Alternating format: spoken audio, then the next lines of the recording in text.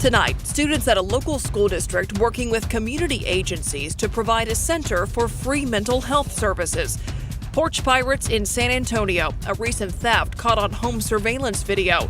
Plus, how a local police agency is trying to prevent those kinds of thefts this holiday season. Thanks for joining us for KSAT News at 9, streaming from right here in the KSAT 12 newsroom. I'm Myra Arthur. A major project is underway in East Bexar County. A piece of land that has been empty for years will be converted to an urban farm with the idea of bringing more opportunities and resources to the area. Tiffany Huertas with a closer look at that project. It's about time, they did something on this site, because usually they throw a lot of trash and everything back there. Manuel Trevino is talking about this property located near North Walter Street and Sherman Street. Bexar County is moving forward with their plans to transform the site to this. Precinct 4 County Commissioner Tommy Calvert says they purchased this site from Union Pacific for $800,000, and it will be called Greenie's Urban Farm. We'd love for people who have diabetes and other ailments to literally be prescribed Go Down to the urban farm and get you some fresh fruits and vegetables. Calvert says the county allocated about $3.5 million for the project. He says the 10-acre space will include gardens, livestock, a vineyard, an event center, and a new location for Bexar County's Texas A&M AgriLife Extension program. Calvert says the farm can be used to educate the community. There'll be classes like falconry and making honey and beer and wine and all kinds of food classes. It could also bring more jobs and help people save money on their grocery bill by buying produce at a reduced cost or for free. There will be opportunities to take seeds and different plants home and learn to have vegetables in your own backyard. The commissioner says residents deserve more. We'll be able to restore some of that great agricultural history here. It has been challenged by blight and neglect and a lack of investment. Calvert says this new urban farm can also bring down crime, and he hopes it changes the community for the better. We're doing something good for Mother Earth by making the land as fertile as possible. Timeline for construction is still not clear. Right now, they are still finalizing architecture and engineering plans. Myra? All right, thanks, Tiffany. A group of concerned students pushed for it, and they got it. South San ISD students are trying to change the conversation about mental health. Students at the high school enrichment program want the district to focus on services that could help improve student attendance, their grades, and lives overall. 6 different community agencies stepped up to help support a 1-year pilot program that will provide free mental health services to students, their parents, and district employees. The new Care Zone Center will be on the campus of Athens Elementary School. That's right in the heart of the district. It's not open yet, but the center already has more than 60 referrals.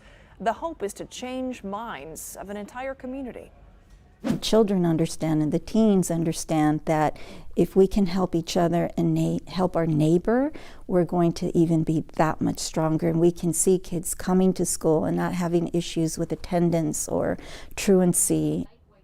Students are excited to know that their voices led to this free center, and that it will change the lives of their friends and their family. Tonight on the Night Beat, you can hear from those students and find out what other services the center will provide. Tire shop employees ambushed by masked gunmen, and all of it was caught on camera. A breakthrough in a 20-year-old cold case murder leads to an arrest. Plus, conspiracy theories found on the bottom of cans of beer. Here's tonight's 9 at 9. It took a jury just more than 2 hours to find Dennis Martinez guilty of intoxication manslaughter. The victim, Rita Barbara Martinez, was killed instantly when her car was hit by a car driven by Dennis Martinez, who was drunk and speeding more than 100 miles an hour. There's proof in that evidence that, in fact, he may not be the fault in this accident. Defense was trying to make it seem like Barbara Martinez was in the wrong. No. He was driving and he was drunk, is what she said, and it was his fault. He was driving fast. Martinez faces a maximum sentence of 20 years in prison. A porch pirate caught on camera in a Northeast Side neighborhood. It happened Wednesday in the Emerald Point neighborhood. You see the woman walk up to the house and grab packages off the porch. In the background, her getaway driver backs a white SUV into the driveway. Stealing packages is a state felony, punishable with fines or jail time in some cases. Video from inside a Houston tire shop shows employees being ambushed by masked gunmen. You can see the men pointing their guns and dragging the employees to the back of the store. They passed the ATM machine, they passed the register, but they was only focused on an office door where apparently they thought something was there, which there was nothing there. Police say the two men took off, stealing only the employees' cell phones. Authorities in Wisconsin have cracked a 20-year-old cold case. In 1999, the body of a woman who had been brutally beaten and tortured was found near a cornfield. Years later, DNA testing was used to identify Peggy Lynn Johnson. That ID led authorities to her alleged murderer, Linda LaRoche, a former nurse who took in Johnson and allegedly abused her for 5 years. Caught on camera, a burglar falling through a restaurant ceiling in California. It happened on Halloween. The woman hits a food prep counter, then the floor. She slowly stands up and continues the job with another suspect. Authorities say the thieves managed to steal several $100s and multiple bottles of wine. People in Paradise, California, coming together today to honor the victims of last year's Camp Fire. Today marks 1 year since that fire swept through that town, claiming 85 lives. It stands as the deadliest in California history. A moment of silence today, 85 seconds long, to honor those victims. The Camp Fire covered more than 153,000 acres and destroyed nearly 14,000 homes. The National Rifle Association has withdrawn its lawsuit against the city of San Francisco. The NRA filed that suit after the city labeled it a domestic terrorist organization. The NRA claiming victory, though, saying it was the city who backed down. For its part, the city attorney says he's pleased the NRA withdrew. Questions and conspiracy theories surrounding Jeffrey Epstein's apparent suicide have popped up lately, including the bottom of beer cans, printed on cans of a stout from Tactical Ops Brewery in California, is the message Epstein didn't kill himself. I was like, hey, what if we do this? And on our basher can that we were doing, we put in Epstein didn't kill himself because, it's a big thing right now. Sears continues to shrink as it tries to bounce back from bankruptcy. The company says it will get through the Christmas season, but expects to be forced to close another 96 Sears and Kmart stores in February. Going out of business sales will start December 2nd for those locations. To read more about these 9 stories, go to ksat.com/news at 9. The big cool down has continued today. Yeah. Katie Blake is here tonight to talk to us about the weekend. It looks pretty good this weekend. Today was a really just gray, kind of drizzly, cold day. It just felt raw because of the rain. Yeah, we'll get some more sun going this weekend, so that's some good news. But our next really strong front is not far away. We don't have a big turnaround time here before we see another punch of some cold air move in. Here's a look at today's time lapse. We sat under a blanket of clouds for really the whole day. Late this evening after sunset, we started to see this lower layer of clouds break up just a little bit. You can see that behind me just a touch. Low temperature this morning 45, only up to 52 this afternoon. So because of those clouds, the air didn't have very much room to warm up. So that's why we only made it into the low 50s today. Looking at satellite and radar right now, the rain from today has moved off. It is well east and south of us, and it's going to be a rain-free night and a rain-free weekend. We're still hanging on to a little bit of cloud cover, and as we get into the weekend, things are not going to be totally sunny like last weekend. If you'll remember, it was so nice. We just had some high thin cirrus clouds in the sky. We're going to have a bit more cloud cover than that over the next couple of days, but no rain to worry about, and it will still be feeling very fall-like out there. Tonight we've got temperatures generally in the upper 40s and low 50s. You're at 52 in Del Rio, 49 in Gonzales, 49 here in the Alamo City as well, and temperatures will be falling several degrees as we get into the overnight hours. We're going to start your day tomorrow in the low to mid 40s. So heading into 6 a.m. Saturday morning, this paints a really cloudy picture. Again, I don't think we're going to see so much cloud cover through the first part of the day tomorrow. Really, it's just going to be a lot of high cloud cover. So as we get into tomorrow, tomorrow morning. We'll call it mostly to partly cloudy skies, but by Saturday afternoon, really looking mostly sunny. I think tomorrow afternoon is going to be really nice. That will allow our high temperatures to climb into the 60s. As we get into very late Saturday night and Sunday, I do think we'll pull in some more cloud cover, especially some more high cloud cover that will be moving in from the west. So for your day tomorrow, partly to mostly cloudy in the morning. We'll hang on to a little bit of high cloud cover in the afternoon, but mostly sunny with a high temperature around 65. Nice tomorrow evening as temperatures fall into the 50s. I'll be back in just a few minutes to talk about that next cold front, and we'll take a look at your full planning forecast. Just because you see something trending online doesn't mean it's accurate. At the end of every week, the Associated Press puts together a roundup of some of the most popular but completely untrue stories and images of the past several days. Let's take a look. Our first claim up tonight, photos of White House staff show the whistleblower at the center of the impeachment inquiry of President Donald Trump. The falsely captioned photos circulated widely on social media this week and label former Obama White House employee R. David Edelman as the whistleblower. While correctly identified in those photos taken during President Barack Obama's address following the election of President Trump, Edelman left his job in 2017 and is not the whistleblower. Moving on to our next claim tonight, Democratic presidential candidate Joe Biden forgot where the camera was and instead spoke to a screen in front of him during a campaign event in Iowa. While a C-SPAN clip does appear to show Biden talking to a screen, the context is missing here. In actuality, Biden was standing on an elevated stage, speaking to an audience surrounding him at tables below, out of view from the camera. AP reporters and photographers at the event confirmed this and that the large screen seen in the clip was actually on the far side of the room past the audience.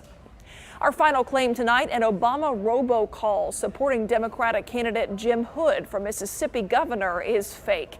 The false claims circulated on Twitter suggesting the calls from Obama for Hood were fake or an impersonation, but in fact, former President Obama did actually record a call urging Mississippi residents to vote for Hood, the state attorney general, in the November 5th election. This was confirmed by Obama spokeswoman Katie Hill in an email to the Associated Press.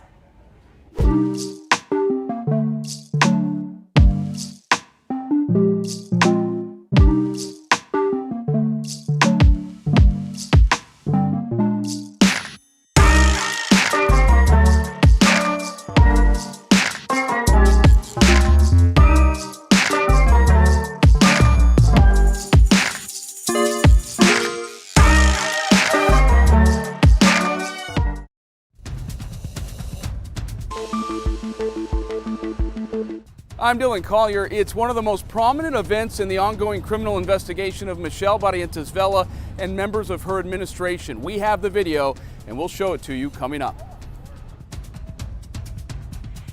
A first look today inside a new book describing allegations of chaos inside the Trump White House. It's reportedly written by an insider and is being published under an anonymous name. The alleged insider being the same person who wrote an op-ed in the New York Times last year warning of the president's behavior. The Washington Post obtaining an early copy of that book called Warning.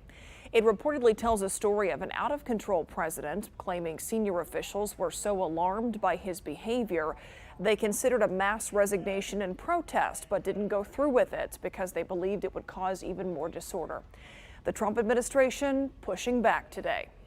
The very notion of this anonymous who wrote an editorial now, it's reported that they've written a book, is just appalling to me. If there's someone in our administration or served in our administration that doesn't support this president, doesn't support his agenda, they should do the honorable thing and resign. The book is scheduled to be published on November 19th. Let's take a look at some of today's other top stories. Michael Bloomberg today filed to run in Alabama's 2020 Democratic presidential primary. This despite a Bloomberg spokesman saying yesterday Bloomberg has yet to make a final decision on whether he's going to actually run. Despite leaning toward it for months, Bloomberg decided in March that he would not make a bid for president, but he apparently began to rethink that decision in part because he does not believe any of the current candidates are positioned to defeat President Trump. The Alabama primary is on Super Tuesday, March 3rd. Another Democratic presidential candidate, U.S. Senator Kamala Harris, has introduced legislation to extend school days until 6 p.m. Harris says the idea behind the Family-Friendly School Act is to match the school day with a traditional work day to reduce the child care burden on working families. Senator Harris is also calling for $1.3 billion annually to allow more children access to summer programming as well. The Senate bill has a number of co-sponsors and also has support from the American Federation of Teachers. The bill would not require teachers to work longer hours without additional pay. Today, the Centers for Disease Control and Prevention says it's making progress in the investigation into vaping lung injuries and deaths. According to the CDC, the vitamin E acetate in combination with THC may be to blame for the national outbreak of those injuries. THC is the psychoactive ingredient in cannabis or marijuana, the part that gets users high. Despite calling this revelation a breakthrough, the CDC says more testing is still needed. As of Tuesday, the CDC said it was aware of more than 2,000 cases of lung injury and at least 40 deaths linked to e-cigarettes. I said burr. It's cold out here. I said there must be some slow-moving particles in the atmosphere. I said burr. It's cold out here. There must be some densely packed particles in the atmosphere. I say oh-wee, ice, ice, ice. This weekend, it is definitely going to stay on the cool side. 40s Saturday morning up to the 60s in the afternoon with more sun second half of the day Saturday. By Sunday, skies will be cloudy for a good part of the day, but we'll still have afternoon temperatures in the 60s. Next strong front arrives by Monday afternoon. Christmas decorations are up already. Parkour. Okay, bye. See you next week.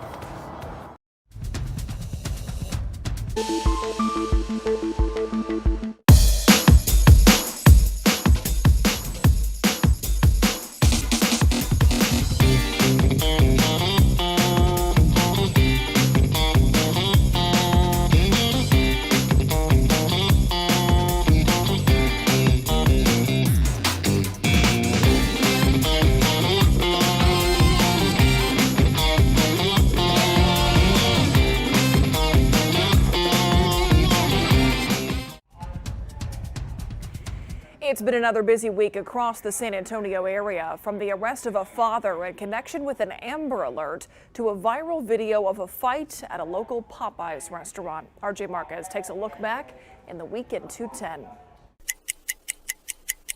An Amber Alert ends with a 2-year-old girl safe with her mother. Bexar County deputies arrested 2 people, including the girl's father, in connection with the alert issued Monday for Jaya Trevino. Investigators narrowed down Trevino's location, but it wasn't until Tuesday that they saw Trevino and his daughter step outside to get into a car with another woman. We did not want to engage in a gun battle or any sort of struggle in the presence of this little girl. And so they did a great job of establishing a moving surveillance. They followed him to a gas station nearby where he exited the vehicle, and we were able to take him down safely and bring the little girl back into custody. Trevino faces multiple charges. Jessica Morales was also arrested. She was driving the car. Being that she was involved in this case, she will be charged appropriately. Nick's hospitals are closing in San Antonio, leaving nearly 1,000 people without a job. 2 of the healthcare facilities have already shut their doors, while the other on Babcock Road is set to close at the end of the month. I mean, you have people that work in the cafeteria, you have housekeeping. A spokesperson said other facilities that work or worked alongside Nick's will continue to take in its patients and possibly offer Nick's employees jobs. We're trying to ensure that our local San Antonians have other opportunities and will stay here.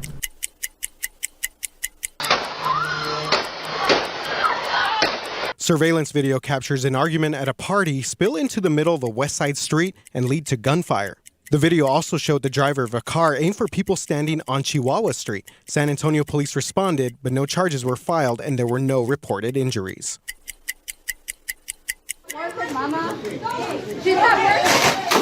A viral video of a fight at a Popeyes restaurant on the South Side quickly spread across social media this week.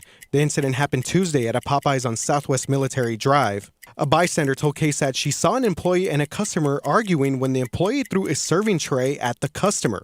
A man wearing a veteran's hat can be seen in the video trying to break up the fight between the 2 women. A tweet with the video of the fight has been retweeted more than 1,300 times and liked nearly 4,000 times. For the 9, RJ Marquez. The Week in 210, just one of the series that we feature here on the News at 9. Here's a look at some of the others that we have. Tune in on Monday night for some life advice and an all-new adulting hack. Here was some weekend advice. Yeah. Katie Blake. So if you didn't like today, hold on. More sun this weekend. All right. It's going to be pretty nice. And no rain to worry about. Feeling like fall.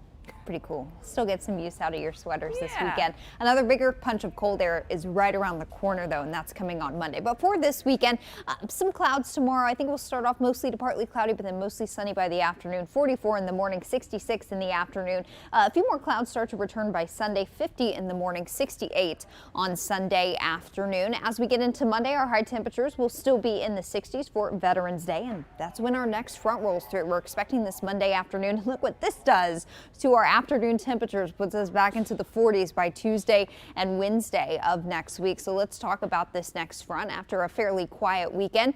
This front will be working into North Texas by Monday morning, and again we expect it to arrive in San Antonio and South Texas Monday afternoon, maybe shortly after lunchtime. As this comes through, it's going to bring another chance of rain, some scattered showers, a few rumbles of thunder possible, but we're not concerned about any strong to severe thunderstorms with this front coming through. Once this rolls in Monday afternoon, it will become overcast once again.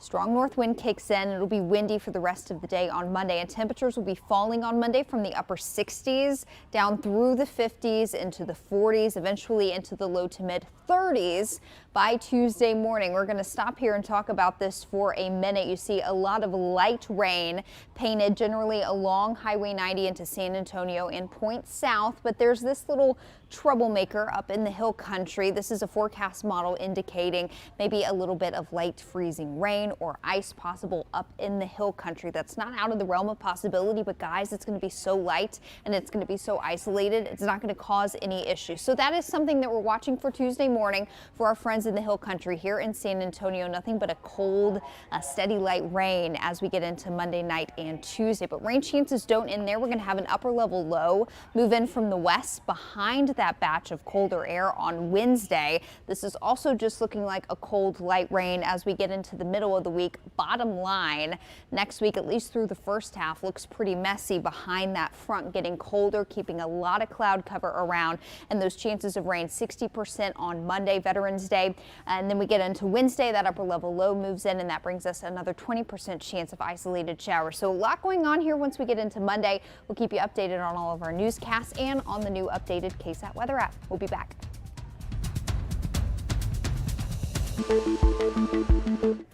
The Schertz Police Department is hoping to reduce package thefts during the holidays with a new initiative they launched today.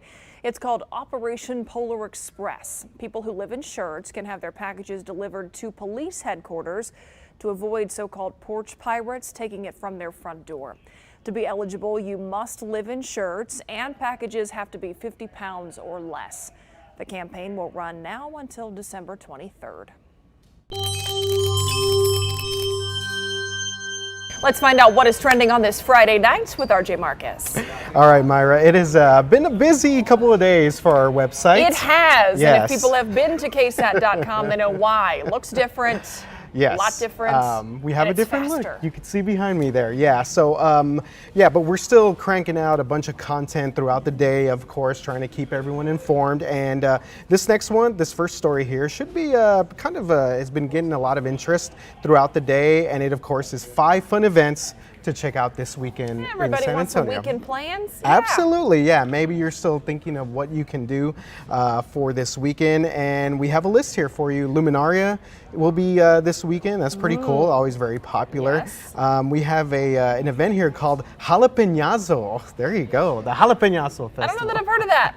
Yeah, this is going to happen at Market Square. It is a Tejano sort of festival with artist Bobby Pulido's there, who was featured in our Tejano Superblock. Yes. Yeah, that one's for Valerie. She was talking about that earlier today. Yeah, if you didn't get a chance to check that out, we did a whole special here on the News at 9 about Tejano. It's on our website. It too. is definitely there, yeah. So check this article out if you're still looking to make plans this weekend. Very So, cool. Yeah, pretty cool stuff there. All right, moving on here. This was an interesting story that kind of flew a little bit under the radar, and I was actually surprised that more HEBs did not have this, but they now have a beauty department store. This is a section that has been opened up at one of the HEB locations in Stone Oak. Okay, and I haven't seen this in person or anything, but some Yeah. of the pictures, I mean, it looks like you're going into an actual beauty store or makeup store. Yeah, several popular cosmetics items are going to be there. And you're right. I mean, I go to these stores pretty often with my wife, and it honestly looks like a store that you would just go to. So yeah, check this out. This is up at 281 and Evans Road. Okay. Yeah, and they kind of opened this without much fanfare or even sort of announcing it. Maybe it's kind of they wanted to sort of gauge how people sort of respond. And this is an HEB Plus, I believe. Yes, and a lot of those, they have kind of these smaller stores in them. So that's why like I thought I had seen this before, but I guess not. I think maybe I remember like an electronics section or like maybe a little like a store with like bags and things like that. But this is this looks pretty cool. Yeah, they got some, like you said, some big brands that aren't typically at HEBs or drugstores in there. So. Smashbox, Bare Minerals. So Hey, pretty cool. Really, RJ? Well, I'm gonna have to go. Yeah. So you piqued your interest. I use those products daily. There you go. So check out this story on our website, KSAT.com. All right, last story here, and this is pretty interesting. I personally did not get a text like this, but apparently there were hundreds of thousands of text messages that were sent overnight to people across America with old text. So apparently a vendor called telecom vendor called Cineverse failed to send these texts on February 14th, which was Valentine's Day. So apparently all these messages just randomly showed up this morning because the server is back online. It happened overnight. So people got messages that were sent to them on Valentine's Day last night. Yes, if for whatever reason your cell phone carrier was through this server, then you got this. It actually has some pretty funny stories here.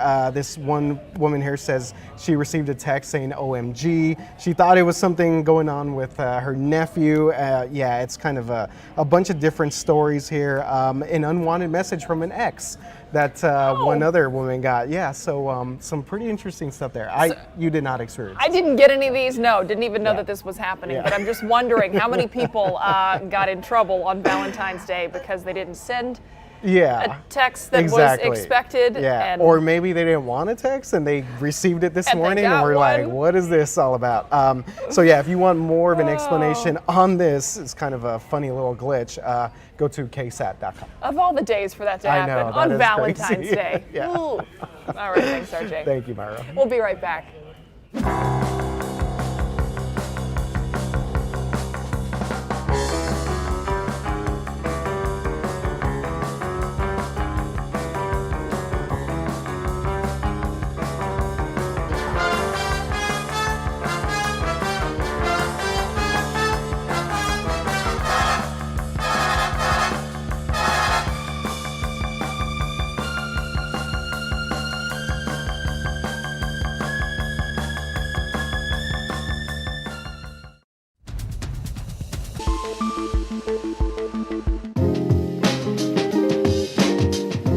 This is your daily tech and business briefing from Cheddar.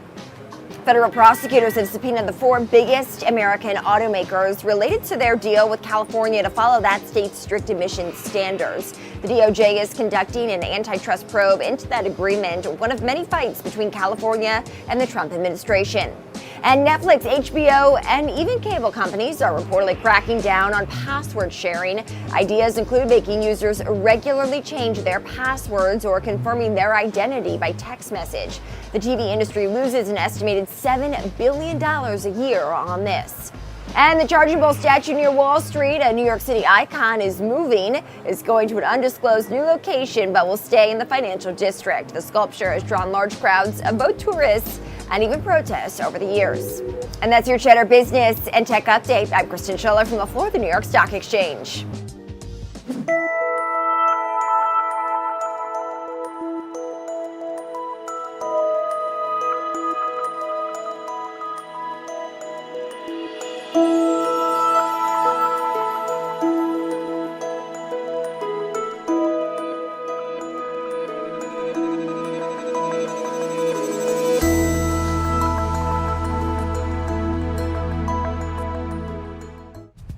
That's all our time tonight here on the News at 9. Thanks so much for joining us. We'll be back here on Monday with a brand new edition. Have a great weekend. Good night.